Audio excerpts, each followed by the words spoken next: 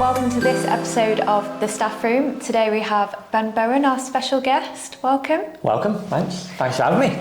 So can you tell us a bit about your role, what you do at HAP, a bit of background, fun fact if you've got one? A question I wasn't know I'm going to get asked. So my name's Ben, I am Associate Director at HAP. I'm one of the lucky few who's been here since day one. I've seen the business evolve and grow over a number of years now. So yeah, it's fantastic to be a part of it.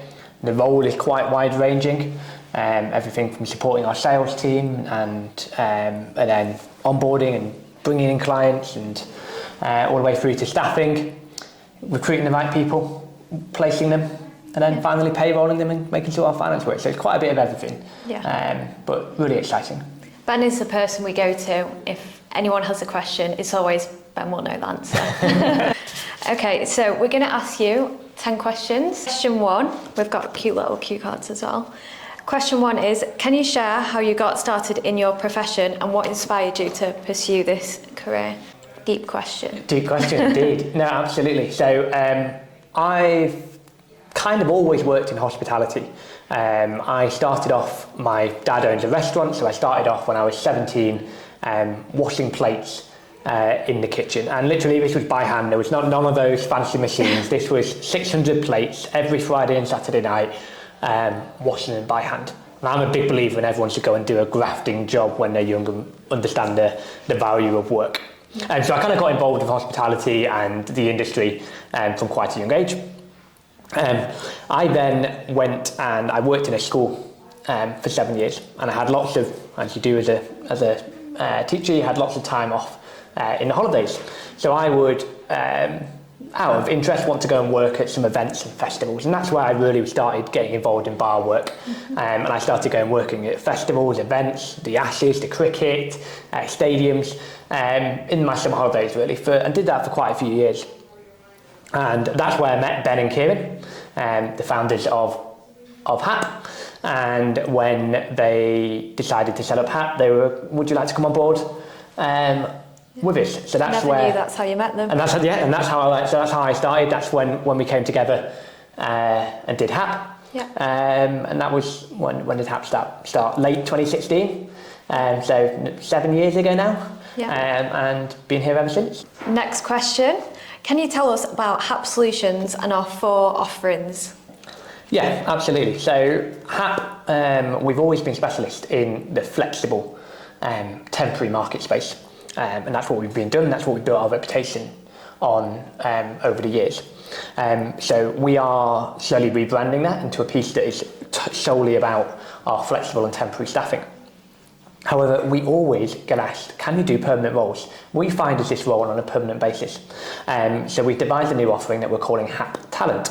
HAP Talent is focused on permanent recruitment for all kinds of roles in all kinds of sectors. So we're establishing that, and that's really starting to grow. As part of our offering with our temporary staff, we've always had a training and development academy, essentially online e-learning courses, qualifications for our staff members to gain. Again, we keep getting asked of, can you help us with our training requirements for our staff, or can you offer this to your staff? And so we developed HAP Academy. And then finally, one thing that we're very, very good at, we're very good at paying people.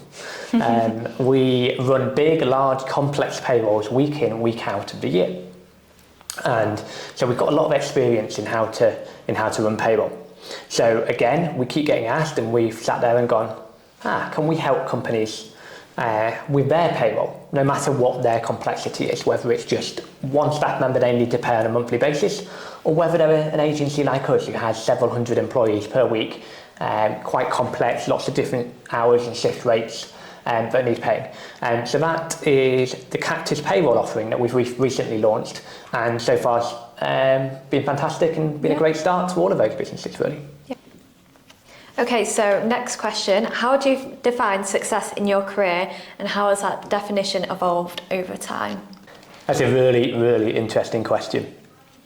And I think as you mature and as you grow older, it definitely changes. But I think a lot of people at certain points in their career define success based solely on income, based on what are they getting paid and where do they view their value at. And I think as you progress through your career, you start to realise that changes somewhat, and actually you get satisfaction.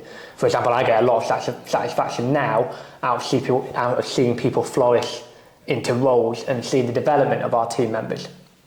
Around the success of our operation and the sleekness and procedures and policy that we have in place, and the bigger picture of that around delivering quality for our clients. So, what is your favourite piece of business advice? Perfect, good question, Millie. Favourite piece of business advice? Now, I've answered this one with you several times, and I think every time there's probably a bit of a different answer. I love my little sayings and proverbs that go with things. I think today I'm going to talk about the ability just to say yes, jump off the cliff and grow the wings as you fall. I think it's really important sometimes in life. We get daunted by the ambition of I can't do this, or I don't know how, or what if, or what about that. The best business ideas haven't happened yet because people are sat there too afraid to do them. Yeah. Too afraid to take that initial leap. Learn and develop and do all the research you can as you go, and just grow those wings as you fall. Yeah. And you'll find that success comes your way. I feel like you can even apply that to everyday life, like a task you've got and it seems really scary, but you really want to do it. And then when you do it, you learn so much and really enjoy it. So it's worth taking the plunge and learning along the way. Absolutely. So Ben, what skills and qualities do you think have contributed to your success and your career? Yeah, fantastic. Now, I think it's always hard to reflect on oneself, isn't it? And big people, we're as a nation, we're not very good at that. If you go and speak to Americans, they'll tell you what's great about themselves within the first 10 seconds. But no, absolutely. I think being involved in small business, and I've always worked in small businesses, there's a number of different skill sets that come to mind. First and foremost, I'm incredibly organised. I love systematic, process-driven operations, and that's always where my focus goes to. If we're doing something manually, can we make it better through either some automation or through some better structure and process? So my focus has always been around organisation. Furthermore, I'm empathetic. Yeah. I can understand and relate to people's challenges or issues or experiences that they're going through, and I think you've got to have empathy as a leader because that gains you respect, but it's also important to understand more so as your workforce expands that people do things different ways and maybe need a different approach to get the best out of them. And then finally, I think you've got to empower individuals. I think you're a prime example of that, and I know a lot of time I will throw things at you, Millie, and go, can you do this, can you do this? Now a lot of time I could sit there and I could do it myself, but that's not the point.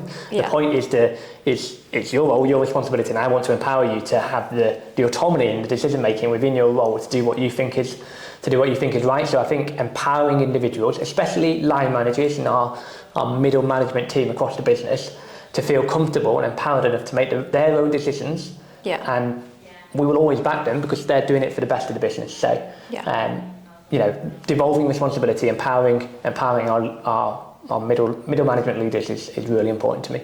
Another skill or quality that I have is the ability to spin a lot of plates. I think when you're growing a young business like HAP has been over the years, you naturally get involved in a lot of different areas of the business and a lot of different demands and priorities at any one time. And I think I've got that ability to throw all these plates up in the air and keep spinning them a little bit like a circus, where they spin them on the sticks and you keep 3 or 4 plates spinning at the same time. So I think that's a good skill set of mine.